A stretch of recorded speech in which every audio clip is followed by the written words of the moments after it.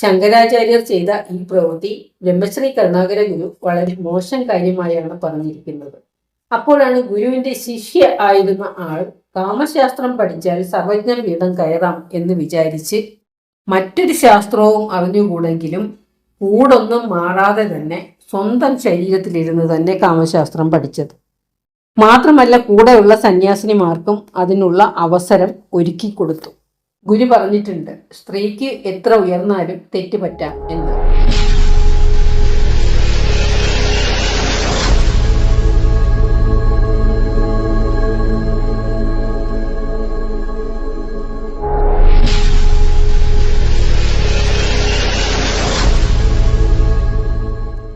സദ്വശരണം.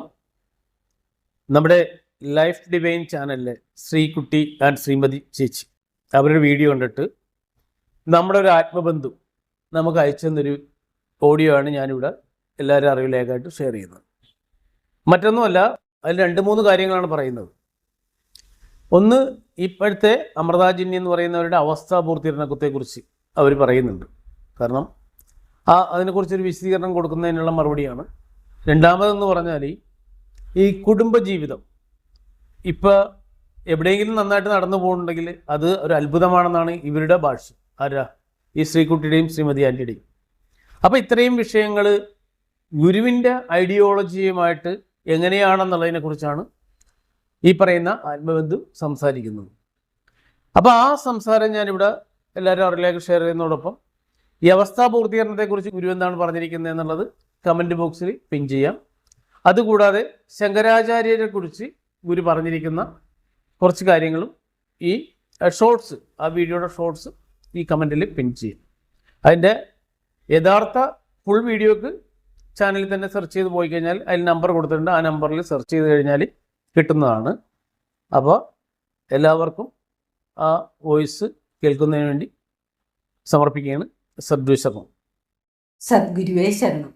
വിവാഹം എന്ന പ്രസ്ഥാനം തന്നെ ഇപ്പോൾ അപകടാവസ്ഥയിലാണെന്നും ഏതെങ്കിലുമൊക്കെ കുടുംബങ്ങൾ ഇപ്പോൾ നന്നായിട്ട് പോകുന്നുണ്ടെങ്കിൽ അതാണ് അത്ഭുതം എന്നും ലൈഫ് ഡിവൈൻ ചാനലിൽ ശ്രീജിത്തും ആശാ ശ്രീജിത്തും കൂടി പറയുന്നത് കേൾക്കാനിടയായി. എന്തുകൊണ്ട് എന്ന ചോദ്യമാണ് എനിക്ക് ശ്രീജിത്തിനോട് ചോദിക്കാനുള്ളത്. അതാണ് ഗുരു ശരീരത്തിലിരുന്ന സമയത്തെയും ഇപ്പോഴത്തെയും ശാന്തിഗിരി ആശ്രമത്തിൻ്റെയും പരമ്പരയുടെയും അവസ്ഥകൾ തമ്മിലുള്ള വ്യത്യാസം. ഗുരു പറഞ്ഞു തന്ന ആശയത്തെ സംബന്ധിച്ചിടത്തോളം വിവാഹം ഏറ്റവും പ്രധാനപ്പെട്ട കാര്യമാണ്. പ്രത്യേകിച്ചും ഗുരുപൂജ ചെയ്ത വീട്ടുകാർ ഗുരുവിനോട് ചോദിച്ചിട്ട് മാത്രമേ വിവാഹം ചെയ്യാൻ പാടുള്ളൂ എന്ന് ഗുരു പറഞ്ഞിരുന്നു. വിവാഹത്തിന് ഗുരു പൊരുത്തം നോക്കുന്നത് സ്ത്രീയുടെയും പുരുഷൻ്റെയും ജീവന്റെ പൊരുത്തമായിരുന്നു. അവർക്ക് നല്ല സന്താനങ്ങൾക്ക് ജന്മം കൊടുക്കാനുള്ള യോഗ്യതയുണ്ടോ എന്നായിരുന്നു ഗുരു നോക്കിയിരുന്നത്. അത് ആശ പറയുന്നുണ്ട്. സത്സന്താനത്തിന് ജന്മം കൊടുക്കാൻ വേണ്ടിയാണ് ഗുരു വിവാഹം നടത്തിയിരുന്നത്. ജന്മം കൊടുത്തു കഴിഞ്ഞ് ഒരുമിച്ച് ജീവിക്കണോ വേണ്ടേ എന്ന് അവരവരാണ് തീരുമാനിക്കേണ്ടത് എന്നാണ് ആശ പറഞ്ഞത്.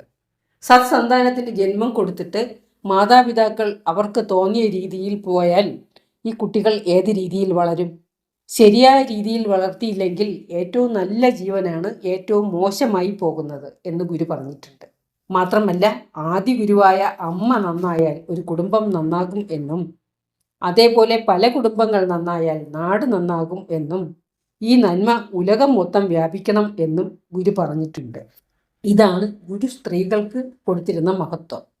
ഒരു സ്ത്രീ വിചാരിച്ചാൽ മാത്രമേ സ്വന്തം കുടുംബം നന്നാക്കാൻ സാധിക്കുകയുള്ളൂ. അച്ഛനും അമ്മയും തോന്നിയ വഴിക്ക് ജീവിച്ചാൽ ഇവർ ജന്മം കൊടുക്കുന്ന സന്താനങ്ങളുടെ ഗതി എന്താകും? അവരെ എങ്ങനെ ഗുരു ഇച്ഛിച്ച രീതിയിൽ വളർത്തിയെടുക്കാൻ സാധിക്കും? ഇവിടെയൊക്കെയാണ് ഗുരു വളർത്തിക്കൊണ്ടുവന്ന ശാന്തിഗിരി പരമ്പരയും ഇപ്പോഴത്തെ ശാന്തിഗിരി പരമ്പരയും തമ്മിലുള്ള വ്യത്യാസം. ജനിക്കുമ്പോൾ മുതൽ ഗുരു ഓരോ കുഞ്ഞിനും ജ്ഞാനം പകർന്നു കൊടുക്കുമായിരുന്നു. ഗുരു സംസാരിക്കുമ്പോൾ കൈക്കുഞ്ഞുങ്ങളെ പോലും കൊണ്ടുവരണമെന്ന് ഗുരു പറയാറുണ്ടായിരുന്നു. ഗുരു പറയുന്നത് അവരുടെ ജീവൻ മനസ്സിലാക്കും എന്നും ആവശ്യമുള്ള സമയത്ത് അവർക്കത് ഓർമ്മ വരും എന്നുമാണ് ഗുരു പറഞ്ഞിരുന്നത്.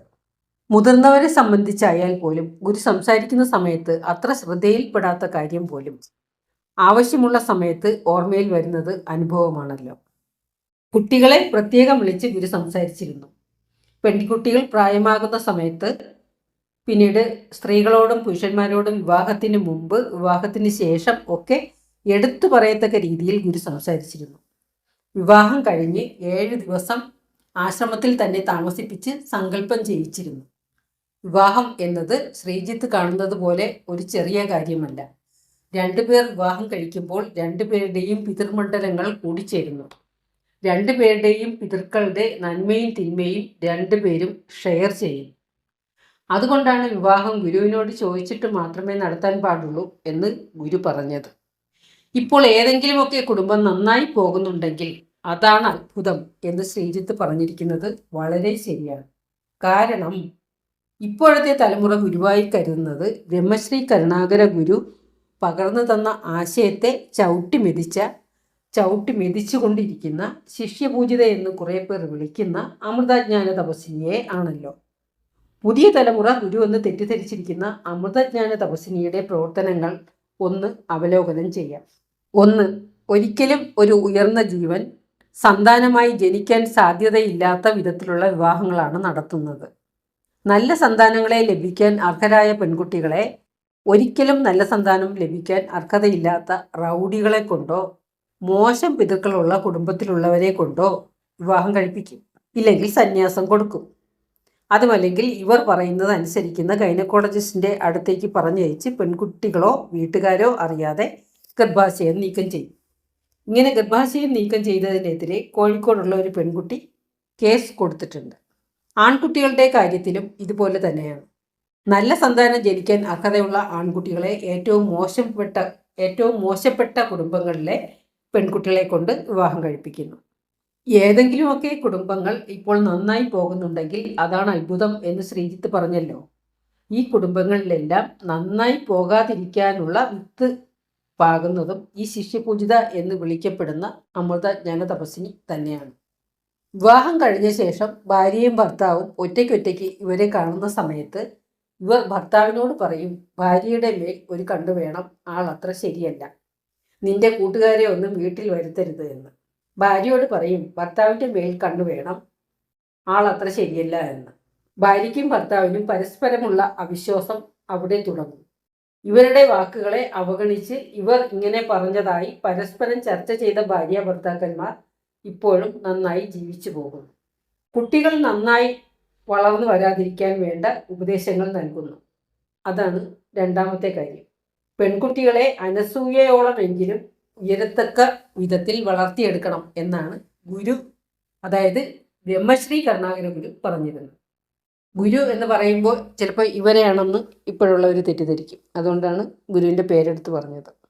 അത്രി മഹർഷിയുടെ ഭാര്യയാണ് അനസൂയ. തികഞ്ഞ പതിവ്രതാരത്നമായിരുന്ന അനസൂയ ഭർത്താവിൻ്റെ പാദതീർത്ഥം തളിച്ചപ്പോഴാണ് ത്രിമൂർത്തികൾ കൈക്കുഞ്ഞുങ്ങളായി പോയത്. ത്രിമൂർത്തികളുടെ ഭാര്യമാരായ സരസ്വതി, ലക്ഷ്മി, പാർവതി എന്നിവരെക്കാൾ മുകളിലാണ് അനസൂയയുടെ സ്ഥാനം. ഇപ്പോൾ ആരുടെയെങ്കിലും കൂടെ ഒളിച്ചോടിപ്പോകാത്ത എത്ര പെൺകുട്ടികൾ ഇവരെ ഗുരുവായി സ്വീകരിച്ചിരിക്കുന്ന കുടുംബങ്ങളിൽ ഉണ്ട്. യഥാ ഗുരു തഥാ ശിഷ്യ. അതിനെക്കുറിച്ച് പുറകെ പറയാം. ആൺകുട്ടികളെ ആണെങ്കിലും ഏതൊക്കെ രീതിയിൽ വഴിതെറ്റിക്കാമോ ആ രീതിയിലൊക്കെ വഴിതെറ്റിക്കാനാണ് ഇവർ ശ്രമിച്ചുകൊണ്ടിരിക്കുന്നത്. അമൃതജ്ഞാന തപസ്വിനിയുടെ അഥവാ ശിഷ്യപൂജിതയുടെ അവസ്ഥാപൂർത്തീകരണത്തെക്കുറിച്ച് ശ്രീജിത്ത് എന്തൊക്കെയോ സംസാരിച്ച് ന്യായീകരിക്കാൻ ശ്രമിക്കുന്നത് കേട്ടപ്പോൾ പ്രതികരിക്കാതിരിക്കുന്നത് അങ്ങേയറ്റം ഗുരുനിന്ദയാണെന്ന് തോന്നി. ജീവന്റെ അവസ്ഥ പൂർത്തീകരിക്കുമ്പോൾ ഓപ്പോസിറ്റ് പൊളാരിറ്റിയിൽ ഉള്ള, അതായത് ഓപ്പോസിറ്റ് സെക്സിൽ ഉള്ളവർ എന്തൊക്കെയോ ചെയ്തില്ലെങ്കിൽ ജീവൻ ശരീരത്തിൽ നിന്ന് വിട്ടുപോകും എന്നാണ് ശ്രീജിത്ത് പറയുന്നത്. ഓപ്പോസിറ്റ് സെക്സിൽ ഉള്ളവർ, അതായത് പുരുഷന്മാർ എന്തൊക്കെയോ ചെയ്തു എന്ന് ശ്രീജിത്ത് തന്നെ സമ്മതിക്കുന്നു. ഓപ്പോസിറ്റ് സെക്സിൽ ഉള്ളവർ മുഖത്തും ശരീരത്തും മുഖം കൊണ്ട് ഉരസുകയും ചുംബിക്കുകയും കിടക്ക പങ്കിടുകയും ചെയ്യുന്നതിൻ്റെ പേര് അവസ്ഥാപൂർത്തീകരണം എന്നല്ല, കാമപൂർത്തീകരണം എന്നാണ്. ഗുരുസ്ഥാനീയ എന്നും ഗുരു എന്നും ശിഷ്യപൂജിത എന്നും ഒക്കെ അവകാശപ്പെടുന്ന അമൃതജ്ഞാന തപസ്വിനിയുടെ ശിഷ്യരായ മറ്റ് ജന്യമാർക്കും ഇതുപോലുള്ള കാമപൂർത്തീകരണത്തിന് അവസരം ഒരുക്കി കൊടുക്കുകയും പലരും ഗർഭം ധരിക്കുകയും ഗർഭഛിദ്രം നടത്തുകയും ഒക്കെ ചെയ്തു. യഥാ ഗുരു തഥാ ശിഷ്യ. ഒരു സന്യാസിക്ക് വേണ്ട ഏറ്റവും പ്രധാനപ്പെട്ട യോഗ്യതയായി ഗുരു പറഞ്ഞിരിക്കുന്നത് ബ്രഹ്മചര്യമാണ്. അത് ഗുരുവിന്റെ ശബ്ദത്തിൽ തന്നെ കേൾക്കാം. ഉണ്ടല്ലോ. അതായത് ബ്രഹ്മചാരിയായിട്ട് അന്ത്യം വരെ കഴിയാവുന്ന മാനദണ്ഡം, അതാണ് അതിന്റെ മാനദണ്ഡം. അത് അവർ സന്യാസിയാകുമ്പോ പിന്നെ ബ്രഹ്മചാരിയാണ്. ആശ്രമത്തിൽ തെറ്റ് ചെയ്യുന്നവരെ എന്താണ് ചെയ്യേണ്ടത് എന്ന് ഗുരു പറഞ്ഞിരിക്കുന്നതും ഗുരുവിന്റെ ശബ്ദത്തിൽ കേൾക്കാം. അതന്നെ ഈ സന്യാസ സംഘത്തിൽ നിന്ന് സഹിക്കാൻ വയ്യാത്ത ഒരു തെറ്റ് കണ്ടാൽ ആ ആളെ ആജീവനാന്തം അയാളെ പിരിച്ചുവിടുക. ഗുരുവിൽ നിന്ന് സദാസമയവും ദർശനം കിട്ടിക്കൊണ്ടിരിക്കുന്നു, ഗുരുവിന്റെ പ്രകാശത്തിന്റെ ചൂട് താങ്ങാൻ കഴിയുന്നില്ല എന്ന് പറഞ്ഞിട്ടാണല്ലോ ശാന്തിഗിരി ആയുർവേദ വൈദ്യശാല കേരളം മൊത്തമുള്ള ഏജൻസികളിലേക്കും ബ്രാഞ്ചുകളിലേക്കും 1 വർഷത്തേക്ക് സപ്ലൈ ചെയ്യാൻ വേണ്ടി ഉണ്ടാക്കി വെച്ചിരുന്ന ക്ഷീരബല ആവർത്തി അമൃതജ്ഞാന തപസ്വിനിയുടെ ശരീരത്തിൽ ധാര ചെയ്തത്. ധാര ചെയ്യാനായി കിടത്തിയ വാഴയില പോലും കരിഞ്ഞുപോയി എന്നാണല്ലോ പറഞ്ഞത്. ഇതൊന്നും ശ്രീജിത്ത് അറിഞ്ഞില്ലേ?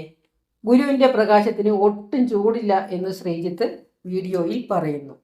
അപ്പോൾ ഗുരുപ്രകാശത്തിന്റെ ചൂട് കൊണ്ട് വാഴയില കരിഞ്ഞുപോയി എന്ന് ഇപ്പോഴും വിശ്വസിക്കുന്ന ആൾക്കാരോട് ശ്രീജിത്തിന് എന്താണ് പറയാനുള്ളത്?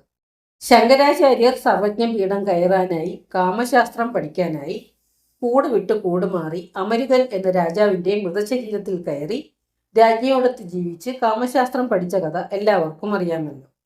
അതിൻ്റെ ചൂട് പിടിച്ചാണെന്ന് തോന്നുന്നു. പുരുഷ സംസർഗം ഉണ്ടായാലേ അവസ്ഥ പൂർത്തീകരിക്കാൻ സാധിക്കുകയുള്ളൂ എന്ന് ആശ്രമത്തിൽ അമൃതജന്യയുടെ അഭ്യുദയകാംക്ഷികൾ പറഞ്ഞു പരത്തിയത് അക്കാലത്ത് കേട്ടിട്ടുണ്ട്.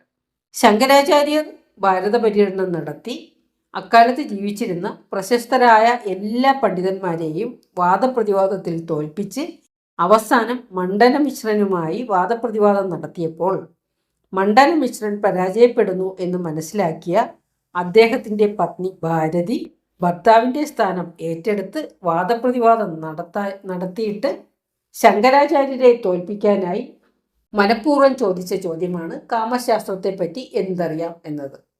ഉത്തരം പറയാൻ 1 മാസത്തെ സമയം ചോദിച്ച ശ്രീശങ്കരൻ രാജാവിൻ്റെ മൃതദേഹം കണ്ടപ്പോൾ സ്വന്തം ശരീരം സൂക്ഷിക്കാനായി ശിഷ്യരെ ഏൽപ്പിച്ച് രാജാവിൻ്റെ മൃതദേഹത്തിൽ കയറി കാമശാസ്ത്രം പഠിക്കുകയാണ് ഉണ്ടായത്. പക്ഷേ ഇക്കാരണം കൊണ്ട് തന്നെ ശങ്കരാചാര്യർക്ക് 7ാമത്തെ അവസ്ഥ കടന്നു പോകാൻ സാധിച്ചില്ല. ശങ്കരാചാര്യർ ചെയ്ത ഈ പ്രവൃത്തി ബ്രഹ്മശ്രീ കരുണാകര ഗുരു വളരെ മോശം കാര്യമായാണ് പറഞ്ഞിരിക്കുന്നത്. അപ്പോഴാണ് ഗുരുവിൻ്റെ ശിഷ്യ ആയിരുന്ന ആൾ കാമശാസ്ത്രം പഠിച്ചാൽ സർവജ്ഞ പീഠം കയറാം എന്ന് വിചാരിച്ച് മറ്റൊരു ശാസ്ത്രവും അറിഞ്ഞുകൂടെങ്കിലും കൂടൊന്നും മാറാതെ തന്നെ സ്വന്തം ശരീരത്തിലിരുന്ന് തന്നെ കാമശാസ്ത്രം പഠിച്ചത്. മാത്രമല്ല കൂടെയുള്ള സന്യാസിനിമാർക്കും അതിനുള്ള അവസരം ഒരുക്കി കൊടുത്തു. ഗുരു പറഞ്ഞിട്ടുണ്ട്, സ്ത്രീക്ക് എത്ര ഉയർന്നാലും തെറ്റ് പറ്റാം എന്ന്. എന്നാൽ ആൺകുട്ടികളെ കുറച്ച് ഉയർത്തിവിട്ടാൽ തെറ്റ് കൂടാതെ അവർ മുന്നോട്ട് പോകും എന്നും ഗുരു പറഞ്ഞിട്ടുണ്ട്. ഗുരുവിൽ നിന്ന് ഇത് സ്ഥിരം കേട്ട് മനസ്സിലാക്കിയ ആളിന് തന്നെ തെറ്റുപറ്റി. ഇത്രയും പറയാനുള്ള അവസരം ഉണ്ടാക്കി തന്ന ശ്രീജിത്തിനും ആശയ്ക്കും നന്ദി പറഞ്ഞുകൊണ്ട് എൻ്റെ വാക്കുകൾ എൻ്റെ ഗുരുവിൻ്റെ പാദങ്ങളിൽ സമർപ്പിക്കുന്നു.